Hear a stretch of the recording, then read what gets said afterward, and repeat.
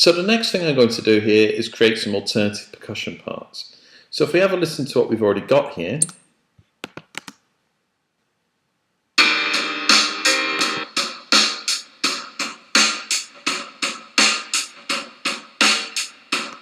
it's a very simple light drum kit part. And just for the sake of calling this a remix, I'm going to put in a somewhat dancey drum kit part. So I'm going to create a new track. It's going to be a software instrument. And I'm going to pick from the drums and percussion section the ultra beat drum kits, because they're often very good for remixing.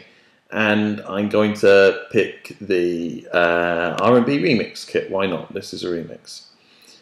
Next thing I want to do is zoom in a bit, and I'm going to create a 2-bar region using my pencil tool.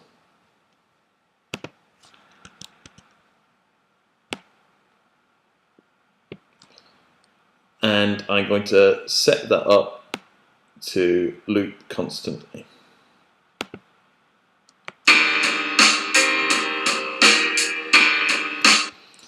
And to start with, I'm just going to follow some of the common rules of using creating a club dance piece. So I'm going to start with creating a 4-to-the-floor drum kit part. So that involves having the kick drum hit on every quarter note.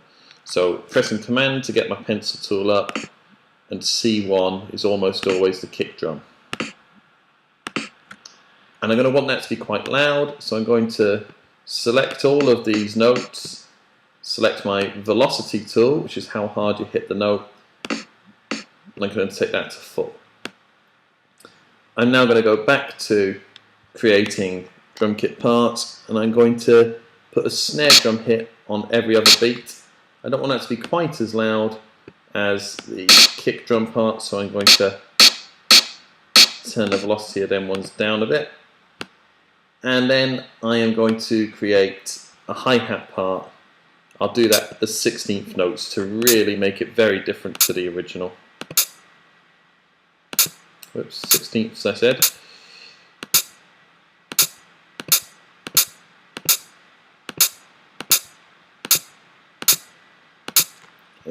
And to make it a little bit more human, I'm going to use a velocity tool to make the first beat of every 4/16 notes slightly louder one, and every second 8th note as being very slightly louder than the 16ths. So this basic drum beat that we're starting with here sounds like this.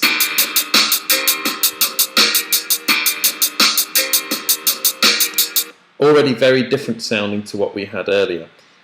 I'm going to create a bit more interest by opening the hi-hat on the first beat of every bar.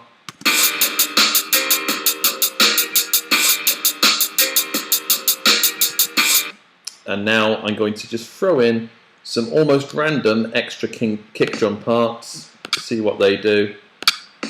Notice I'm allowing the velocity to be lower than what's being used for the quarter notes, so let's have a listen to that. I'm thinking that's starting to sound like a dance track already. To get a better feel, I'm going to mute the original drum kit part.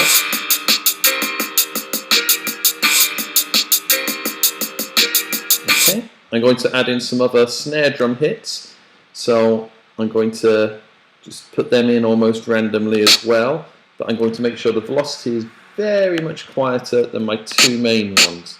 So I want that basic drum beat part to really stick out and give it a real feel of that 4-to-the-floor pattern. So let's hear what that sounds like.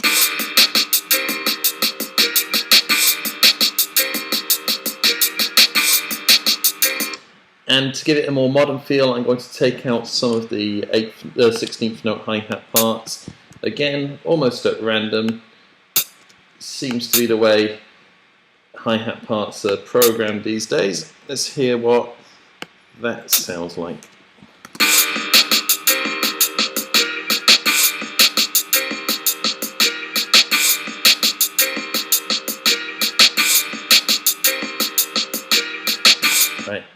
There we go. I'm quite happy with that as a starting point. Now, I could just loop that all the way through the piece, but to make it a bit more interesting, I am going to double the length of what I've programmed here.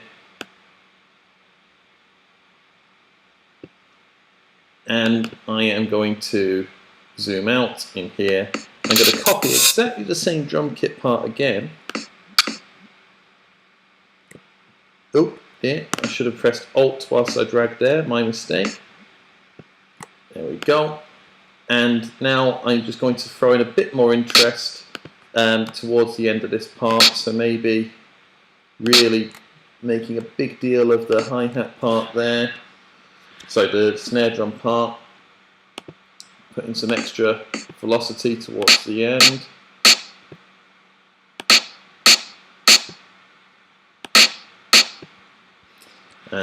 Maybe an extra snare drum hit here, and one there. And that way we've got a 2-bar loop rather than just one. Let's hear how that sounds.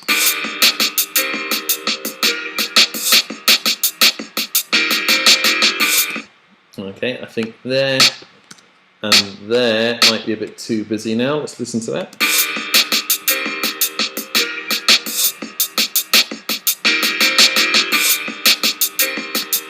Okay, and I think we've got something we can work with there. We'd fine-tune it later. So I'm going to switch off my loop region, and I am going to switch on the loop function here, so that goes all the way through the piece. And let's hear how that sounds once the vocal's in.